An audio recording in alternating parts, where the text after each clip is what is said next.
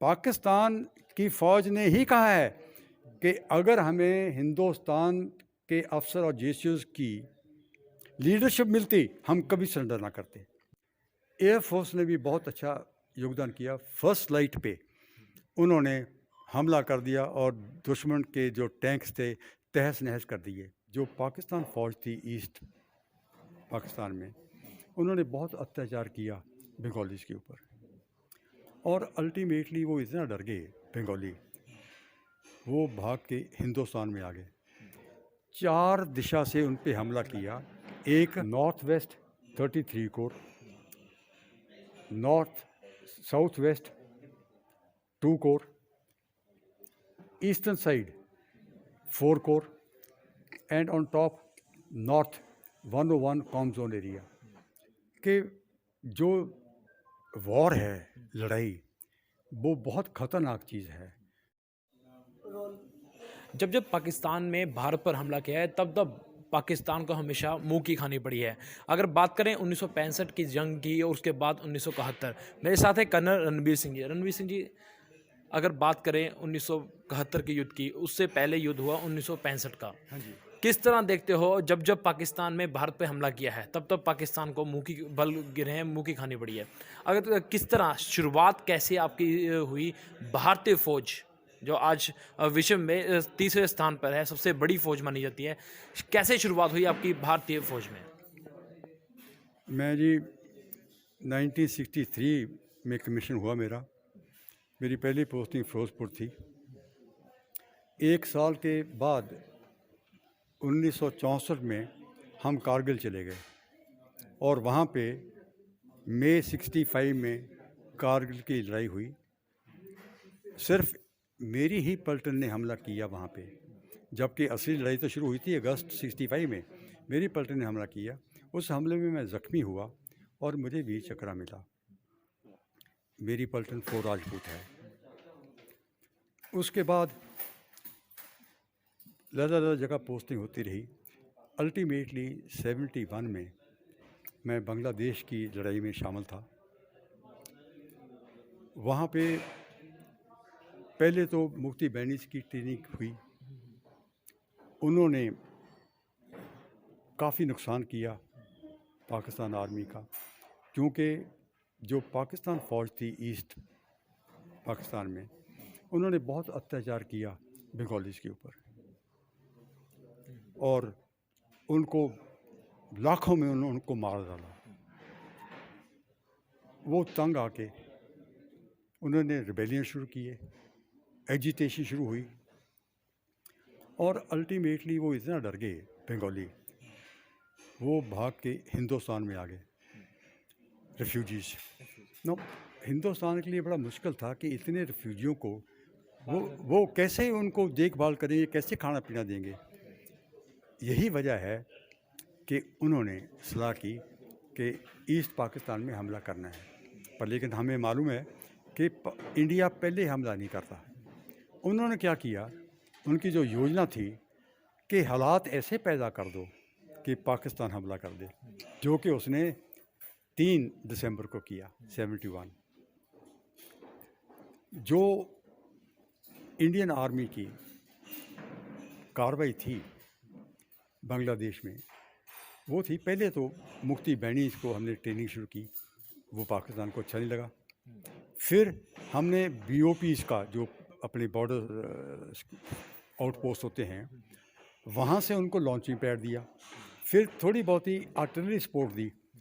15 नवंबर को इंडियन फ़ौज पूरे तरीके से बॉर्डर क्रॉस करके हमले करने लगे। पर लेकिन ये हमले सिर्फ बॉर्डर तक ही सीमित थे। वो दुश्मन की पोस्ट पे हमला करते, जिसका कब्ज़ा करना बाद में हमें सहूलियत मिलेगी, फ़ायदा मिलेगा। जब 3 दिसंबर को हमला उन्होंने कर दिया, वो टाइम था जो इंडियन आर्मी की प्लान थी वो शामिल शुरू होगी। कैसे?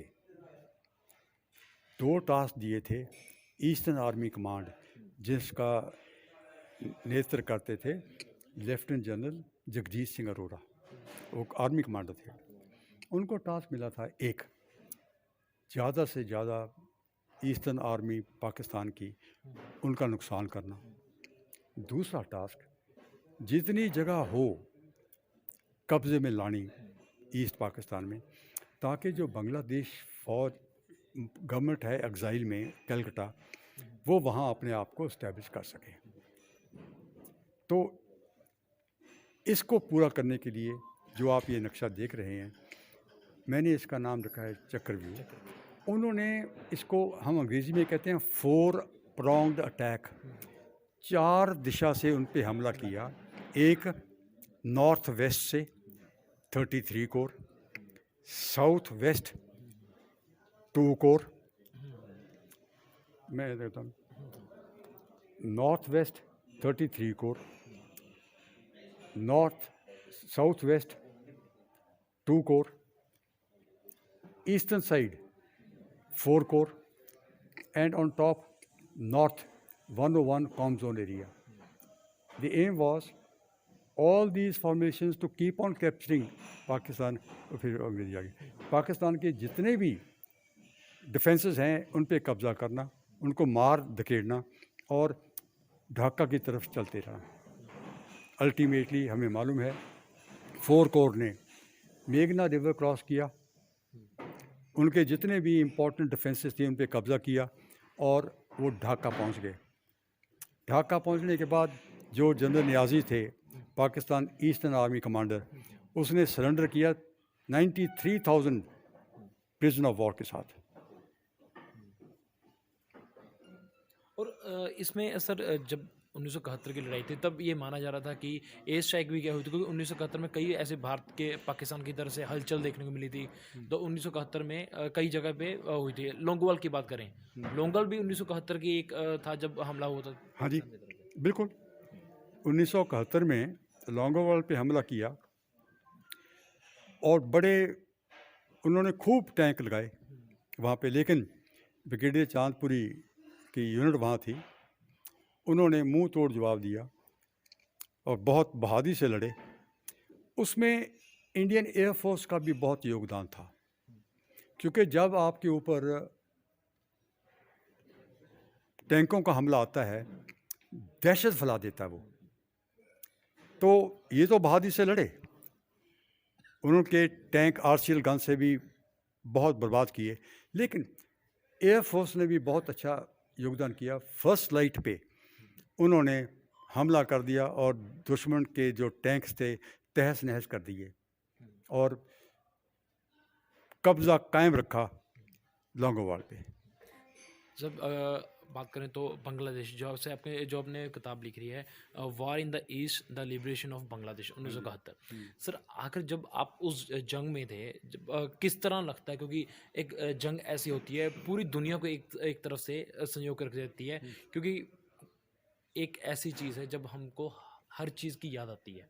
उस वक्त क्या चल रहा था दिमाग में, क्योंकि आप तो एक फौजी हो, तो उस वक्त क्या चल रहा था दिमाग में जब ये चल रहा था? देखिए ये बात है, मैंने आपको बारी बारी बता रहा हूँ, वहाँ पे तो इतना घमासान लड़ाई होती है, टाइम ही किसके पास है कि वो सोचे कि भी घर में क्या हो रहा है। मेरी भाई बैठी हैं, इनके भाई की शादी हो रही थी उस टाइम। देखो ना, हम तो लड़ रहे हैं, पीछे तो सारी कार्रवाई ऐसे ही चलती है जैसे है। यहाँ ये क्लब भी चलेगा, यहाँ पार्टियाँ भी होंगी, सिर्फ क्या है अंधेरा कर लेते हैं रात को ताकि दुश्मन के जहाज़ ना दखलंदाजी करें, पर लाइफ तो चलती रहती है। सर एक चीज़ देखने को मिलती है, जब पाकिस्तान ने हमला किया भारत पे, तब हमेशा ही भारत जीता है। भारत हमेशा ऑलमोस्ट जीता ही है, क्योंकि चाहे हम बात करें चाइना भी कभी कभार उसने हमला किया है, पाकिस्तान में भी किया है, श्रीलंका की तरफ से भी आजकल देखने को मिलता है। किस तरह देखते हो, क्योंकि पहले की फौज, पहले की आर्मी और अब की आर्मी, अब किस चीज़ का बदलाव देखते मैं आपको एक चीज़ बताऊंगा, आप उस टाइम थे जब मैं समझा रहा था पूरा, नहीं थे आप? मैंने उसमें एक चीज़ कही है कि जो वॉर है, लड़ाई, वो बहुत ख़तरनाक चीज़ है, बहुत दहशतमंद चीज़ है। जान का नुकसान, आपका साजो सामान का नुकसान, और जो इंडिया जैसे मुल्क है ना, डेवलपिंग कंट्रीज, वो तो पछड़ जाते हैं, उनकी इकोनॉमी 10-20 साल, और वहाँ पे जान का नुकसान लेदा। तो जो लड़ाई है वो तो अवॉइड होनी चाहिए। लड़ाई सिर्फ लास्ट रिजॉर्ट, आखिरी जो आपके पास दाव है वो होना चाहिए। अच्छी चीज़ नहीं है लड़ाई। और बाकी है, जब सिर पे आती है, कल एक चोरी आपके घर में घुस आए, आप क्या करेंगे? आप जवाब देंगे। जितनी आपकी हिम्मत है, जितना आप में हौसला है, आप उसके साथ लड़ाई करेंगे। ऐसी फौज है। देखो ना, ये समझ के चलिए आप, जो दुश्मन वहाँ पे है, जैसे हम पाकिस्तान की बात करते हैं, उन्होंने कौन सी चूड़ियाँ पहन रखी हैं? वो भी तो लड़ाई करने आए हैं ना। सिर्फ देखना है किस फौज की ट्रेनिंग बेहतर है, किस फौज में साहस ज़्यादा है, तमन्ना कि मैं अपना जो काम किया है, अपना फ़र्ज़ है वो निभाऊं।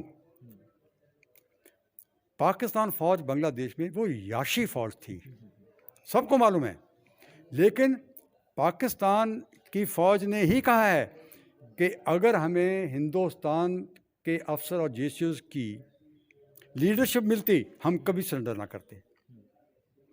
जो अपनी फ़ौज है, इसका साहस, इसकी क्षमता, बहादुरी, ट्रेनिंग, ये दुनिया में किसी से कम नहीं है, अव्वल दर्जे की है। तर साहब एक एक चीज़ थी, हर एक, अगर बात करें तो भारत का हर एक नागरिक एक चीज़ सवाल करता है कि जब 1971 की जब ये हुई थी लिबरेशन ऑफ बांग्लादेश, भारतीय सेना की तरफ से कौन सा ऑपरेशन का क्या नाम था? क्योंकि अगर बात करें पाकिस्तान की तरफ से चंगेज़न कैक्टस लिली, ऑपरेशन का नाम था। हाँ जी, जब ये सारी किताब में है। मैंने आज वहाँ पे बताया, सबको मालूम है कि 4 कोर जनरल सगत सिंह की, वो मेघना रिवर क्रॉस कर दिया, पर मैंने कहा मैं आपको बताऊंगा नहीं। अगर मैंने बता दिया फिर किताब कौन खरीदेगा? देखो ना, जो मेरे पब्लिशर हैं दिल्ली बैठे, उन्होंने पब्लिश किया, उन्होंने खर्चा किया है, उनके साथ मेरा कॉन्टैक्ट है कि आपने सब कुछ अगर आपने बता दिया फिर किताब कौन खरीदेगा? मैंने उनको बता दिया, मैं कहा मेघना जनरल सगत सिंह ने तो क्रॉस कर दिया, मैं आपको नहीं लेके जाऊंगा। किताब पढ़ो, अक्रॉस मेघना भी चले जाओगे। तो आखिर सर, एक आखिर सवाल, आज की यूथ को क्या मैसेज देना चाहोगे? देखिए जी, जो सबसे बड़ी खामी है अपने मुल्क में, जहाँ यूथ का सवाल है, वो गलत रास्ते पे चल रही है। डिसिप्लिन बहुत ही कमज़ोर है। मैं आपको ये थोड़ा डिटेल में बताना चाहता हूँ। मेरी वाइफ बैठी है वहाँ पे, हमने पूरा यूरोप देखा है। मेरा लड़का है म्यूनिक जर्मनी में, मेरा बड़ा लड़का अमेरिका में है। इतना डिसिप्लिन है वहाँ पे, कोई शॉर्टकट नहीं है, कोई गैर कानूनी चीज़ नहीं है। अपने मुल्क में डिसिप्लिन बिल्कुल नहीं है। यूथ गुमराह हो चुकी है। सबसे बड़ा टास्क जो अपने मुल्क में है या होना चाहिए, वो है ये गुमशुदा यूथ को रास्ते पे कैसे ले आएं। जो पढ़ाई लिखाई करते हैं वो भी ड्रग्स में इंडल्ज करते हैं। फिर नौकरियां नहीं हैं, तो आप सोचो एक घर में क्या माहौल होगा जहाँ पे 25-27 साल के बच्चे बैठे हैं लेकिन नौकरी नहीं है।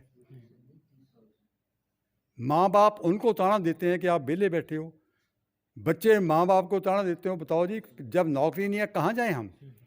तो क्या है, अगर ये तानाबाजी बुज़ुर्गों की होगी, वो बाहर जाएगा, गलत माहौल में रहेगा, ड्रग हुई, शराब हुई, जो भी हुआ उसमें वो शामिल हो जाएगा। तो इसलिए ये नेशनल पॉलिसी की ज़रूरत है। ये एक घर की में सीमित नहीं है ये बात।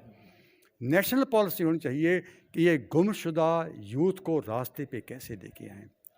इसका है कंपल्सरी कर दो एनसीसी स्कूलों में और कॉलेज में। जैसे मेरा ये असिस्टेंट बैठा है यहाँ पे, इसके बड़े लड़के को, ये मेरे पास 42 साल का बैठा है, मेरा असिस्टेंट है ये, इसके लड़के को इंजीनियरिंग कराई, मैंने उसको ज़बरदस्ती एनसीसी में डाला। मैं कहा करो, तेरा डिसिप्लिन अच्छा होगा। सो मुल्क को देखना पड़ेगा कि कौन कौन से ज़रिए हैं, इनको रास्ते पे लेके आओ। अभी गुमशुदा हैं वो। सबसे बड़ी जो तकलीफ़ है वो है नौकरियां नहीं हैं। जो डिग्री हासिल करते हैं उनको 15,000 रुपया दो, तो 15,000 में क्या शादी करेगा, क्या अकोमोडेशन बुक करेगा, क्या बच्चे पढ़ाएगा? ये तो हालत है। सो मैं कहूँगा कि उनको ठीक रास्ते पे लेके आओ। उनका कसूर नहीं है, कसूर अपना है, क्योंकि एट हायर लेवल हम उनको रास्ता नहीं दिखा सकते, ना उनको नौकरियां दे सकते हैं। उनको सिर्फ उनकी नुक्ताचीनी करने से समस्या हल नहीं होगी। हमारा फ़र्ज़ बनता है उनको पहले रास्ते पे लेके आएँ। रास्ते पे तब आएंगे जब उनको फ्यूचर ब्राइट नज़र आएगी। फ्यूचर ब्राइट कैसे होगी? जब तक नौकरी ही नहीं है। जी हाँ, एक आदमी 25-23 साल का, वो घर में बैठा है, माँ बाप उसको ताना, वो माँ बाप को बुरा भला कहते हैं, तो क्या फ़ायदा? मेरे साथ है कर्नल रणबीर सिंह जी, जिनकी तरफ से ये बुक लिखी गई है, war in the east the liberation of Bangladesh, जिसमें साफ तौर पर इसमें 1971 की बांग्लादेश में क्या क्या हुआ, किस तरह से इसकी शुरुआत हुई, सब कुछ इसमें वर्णन किया हुआ है कर्नल रणबीर सिंह जी से। मैं हूं अभिषेक, मैं न्यूज़ 24 चंडीगढ़।